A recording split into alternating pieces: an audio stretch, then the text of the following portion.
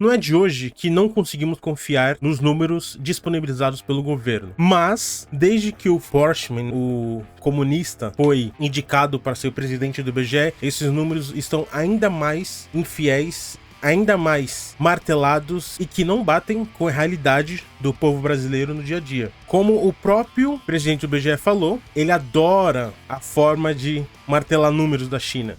Então, como que você confia num instituto desse? Impossível. Na última sexta-feira saiu o resultado do segundo trimestre do PIB, onde houve um aumento de 1,4 no PIB. E é número esse que está sendo comemorado por todos aqueles, né? Toda a patotinha tá comemorando o número. O Brasil cresceu pra caralho, o novo tigre sul-americano. E é um número que reflete muito mais a gastança e a expansão da base monetária do Brasil do que exatamente uma riqueza do povo, a melhora da economia de fato ali, né, para a população. E aí eu trouxe uma análise do Fernando Urich pra gente reagir aqui. E a notícia do Poder 360 pra gente entender o que tá acontecendo e como de fato isso reflete uma expansão nos gastos e não uma riqueza. Mas antes, deixa o seu like, se inscreve no canal e vamos para a notícia. Bom, a notícia é essa aqui. Lula comemora resultado do PIB. Não é grande, mas é bom.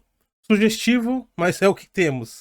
É a frase do presidente de merda que foi eleito. E ele completa, né? O presidente diz que conjuntura econômica mundial não permitiu o desempenho melhor da economia brasileira e que o aumento da circulação de dinheiro ajudou.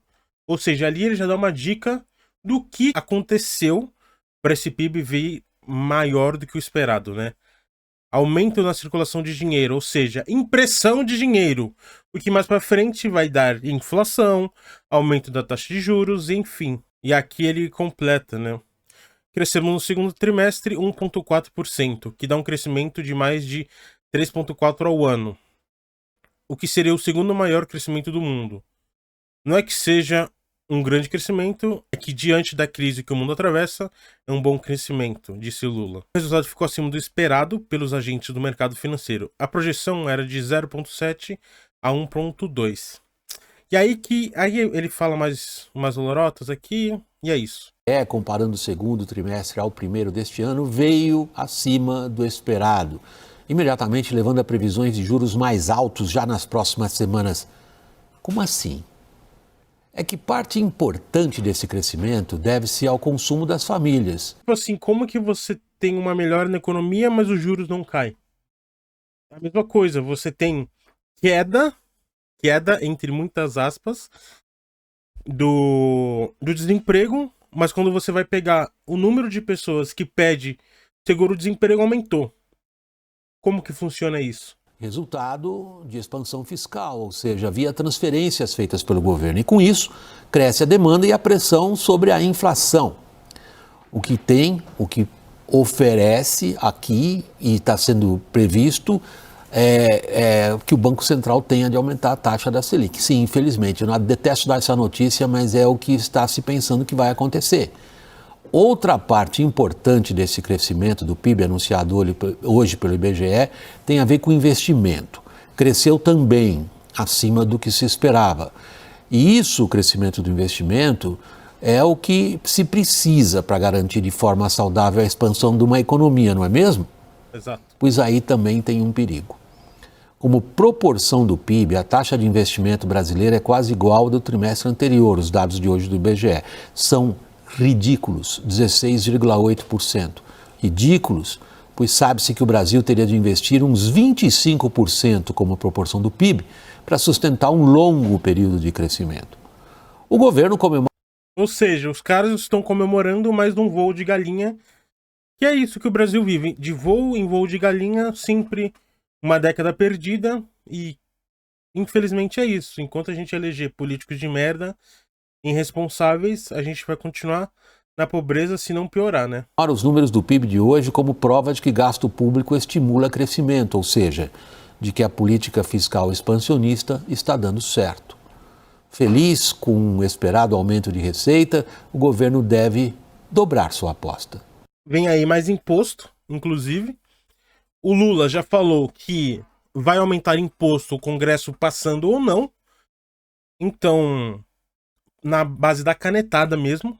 E aqui que é a análise interessante que o Fernando Urich faz. A economia brasileira foi a segunda que mais cresceu no mundo inteiro neste segundo trimestre de 2024. Isso está levando muitos analistas a revisarem as suas projeções de crescimento do PIB para este ano. Além disso, a taxa de desemprego está na mínima de 10 anos. Então, o que estaria acontecendo? Estariam errados todos aqueles críticos do governo atual? Pois é preciso entender que essa realidade se explica basicamente por dois motivos. Primeiro, é o comportamento natural do ciclo econômico. E em segundo lugar, se nós desconsiderarmos o período da pandemia ou de recessões, nós estamos testemunhando a maior expansão fiscal da história recente. Sim, é o governo gastando mais, turbinando o PIB. É um vírus chamado Luiz Inácio Lula da Silva, Fiat PT.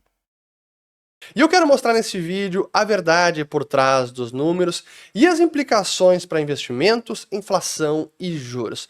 Então, primeiro gráfico na tela aqui mostrando a produção da economia com a base 100 em 1995. Vejam que depois ali do pico que foi no segundo trimestre de 2013, a economia entrou na profunda recessão, aí se recuperou depois até a pandemia, aí foi para o buraco, que seria o menor nível de produção desde 2010, o que aconteceu lá em 2020, e desde então estamos nos recuperando, finalmente ultrapassamos aquele nível lá de 2013, e aqui está a economia nesse novo patamar. Mas olhando os componentes do PIB pela ótica da demanda, quais foram os grandes responsáveis por este desempenho? Primeiro nós temos o consumo das famílias. E esse consumo das famílias foi puxado muito pelo aumento dos benefícios do Bolsa Família, dos benefícios do Auxílio Brasil, que veio forte. 13,7%, aqui eu estou mostrando 4 trimestres, então é o crescimento anual, famílias consumindo 13,7% de crescimento, bem forte, a gente pode ver que é um patamar aqui elevado, considerando os últimos 10 anos, mais que isso teríamos que voltar lá para a década retrasada. Consumo do governo, o ideal seria que aqui crescesse. 2020, 2021, 2022 teve um crescimento do gasto público devido ali, né, à pandemia e tudo mais. Veio, caiu e voltou a subir com o segundo vírus chamado Lula. E você vê também, né, que você vai olhar pra trás, olha como o governo esquerdista gasta pra caralho. Depois que a Dilma caiu, que a gente começou a gastar menos, né? O consumo do governo foi menor. Aqui, ó, 2019, 2020, bateu o pico ali em menos 4% e depois descaralhou, devido à pandemia e tal. O mínimo possível, porque esse não é o crescimento de qualidade. O governo gastando não é crescimento, não se traduz em crescimento sustentável. Mas que está crescendo a taxa de 2,4% neste último trimestre, então vem recuperando e é um patamar elevado olhando os últimos 14 anos também. Mas a parte que é mais importante quando a gente vislumbra o potencial e um crescimento mais sustentável, longevo e mais robusto é que haja investimentos. E a métrica que captura os investimentos na economia é o famoso FBCF, ou Formação Bruta de Capital Fixo. E quando a gente olha para essa métrica, o que temos neste momento, mais um trimestre, são 4 trimestres consecutivos em que está registrando uma queda de crescimento aqui, ano contra ano, 0,9% de contração. A boa notícia é que se recuperou um pouco nesse segundo trimestre, até trimestre contra trimestre anterior está crescendo, mas o acumulado de um ano ainda registra queda. E no patamar ainda muito distante do que nós vimos ali de 17 até o início da pandemia, e muito menor também do que nós vimos lá na, talvez que a gente possa chamar já a era dourada durante a grande crise financeira de 2008, pré e pós, que a economia brasileira cresceu muito, e muito puxada pelo investimento, pela formação bruta de capital fixo. O problema deste crescimento, então, é que ele foi muito baseado em crédito público, em subsídios, em taxas de juros distorcidas, artificiais, crédito pesado, que acabaram distorcendo vários setores, para citar apenas um, o dos caminhões, e que culminou depois lá na greve dos caminhoneiros. A gênese desse problema foi plantada lá atrás com todo esse investimento, muito crédito. Então foi um sobreinvestimento em alguns setores que ajudou a provocar a grande recessão de 2014 a 2016. Então aqui é a ótica do FBCF sobre o PIB. E mostrando como ainda estamos investindo pouco, apesar desse crescimento. Países que crescem de forma mais... Chegamos acima de 20%, quase 21%.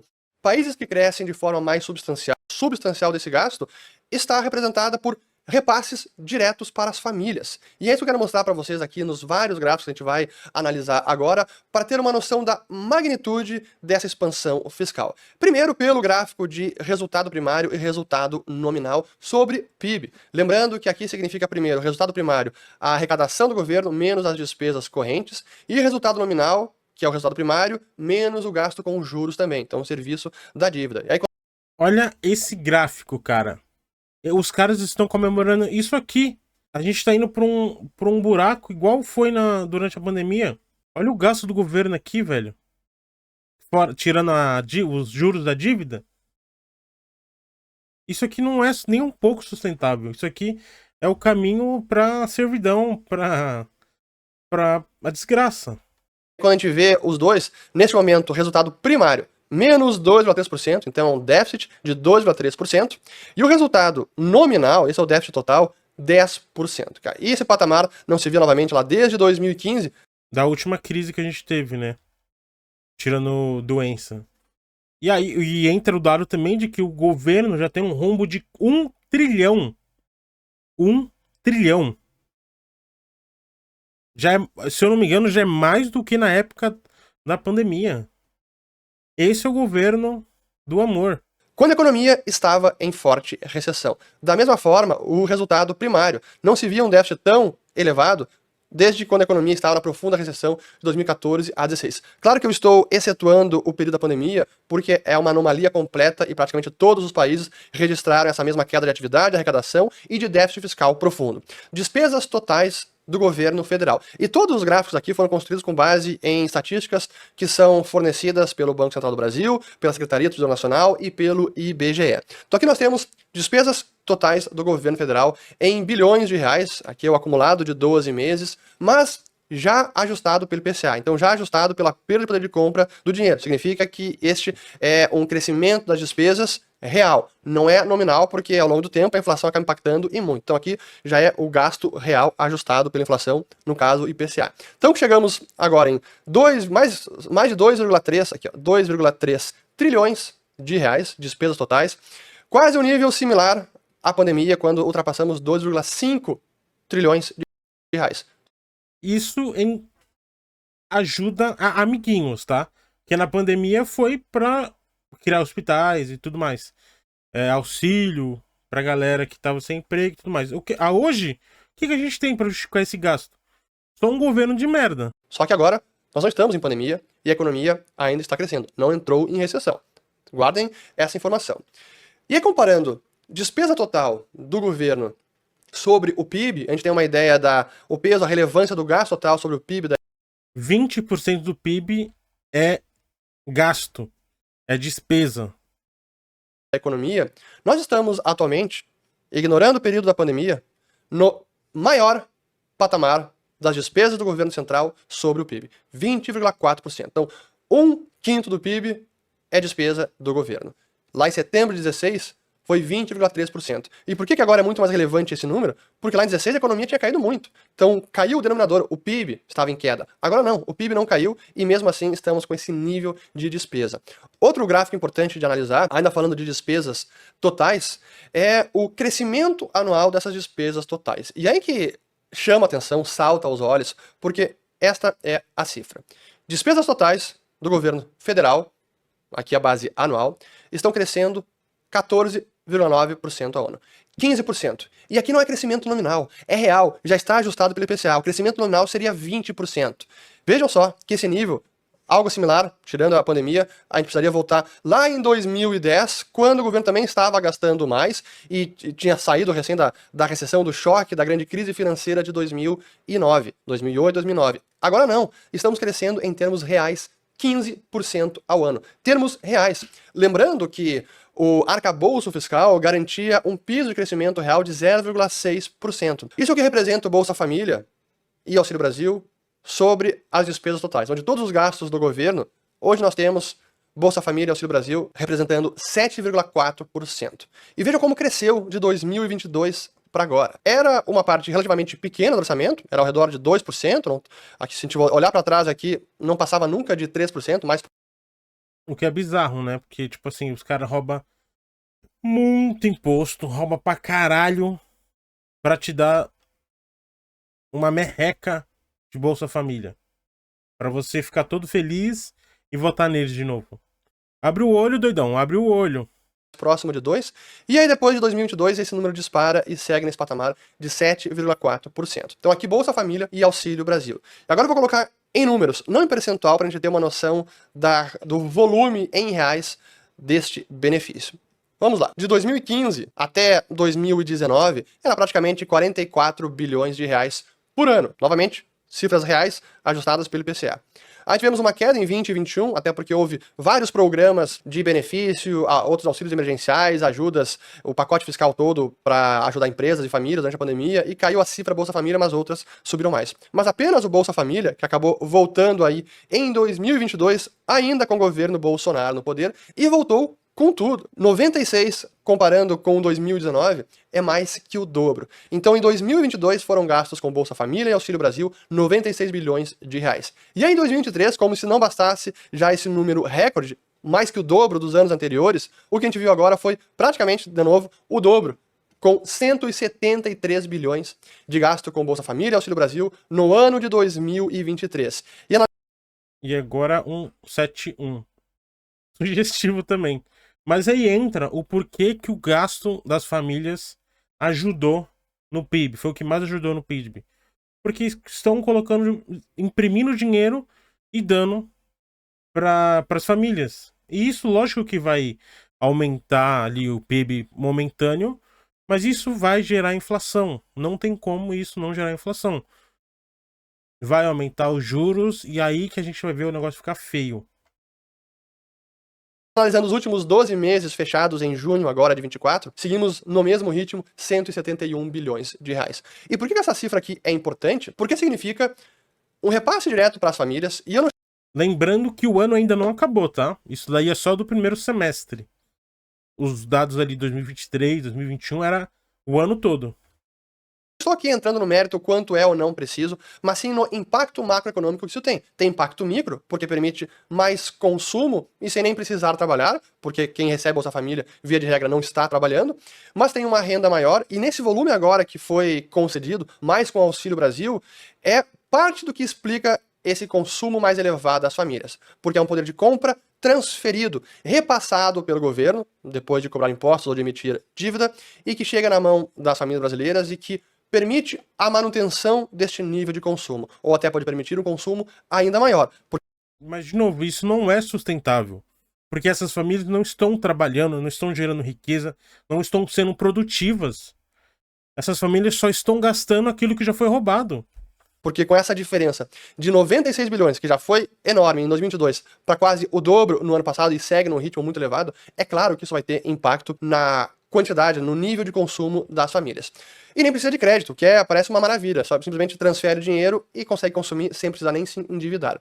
Agora, não é a única cifra que está impactando o consumo. A outra que agora disparou e foi fruto de muita polêmica em 2022 e 2023, que são os precatórios, que também era uma cifra relativamente pequena. Mas aí, precatório, a gente não vai ver nesse vídeo. É essa visão real do PIB que eu queria trazer para vocês. Esquece esse papo de comemorar PIB, esquece esse papo de que o Brasil vai voltar a crescer, que o Brasil tá voando com o governo Lula. Esquece, isso é mentira. Como eles gostam de dizer, é fake news. O Brasil mostrou um aumento devido a esse gasto público. E apenas e somente isso. Você vê que o investimento caiu, empresas estão indo embora do Brasil, o ex foi embora do Brasil, foi expulso, e já tem dado falando que em 5 anos são cifras bilionárias de prejuízo que isso gera para o Brasil, fora caso a Starlink saia daqui também, seja expulsa. Então, deixe o seu like e se inscreva aqui no canal para a gente trazer mais dessas análises e você ficar por dentro do que está de fato acontecendo com a economia brasileira. Até o próximo vídeo, valeu, falou!